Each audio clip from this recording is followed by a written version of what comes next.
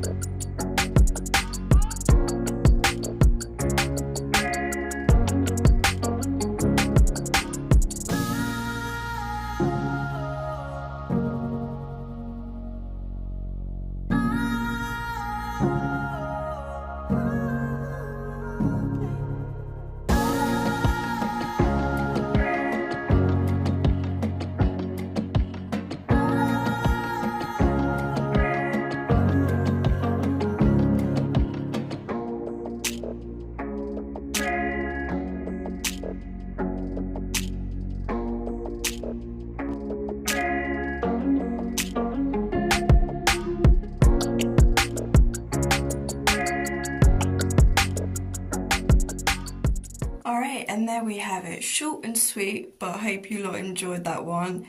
And all the good stuff.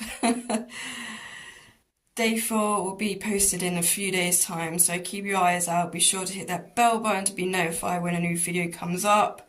And see you in the next one. Nonetheless, it was a good day. It was a good day. See you soon. Peace out.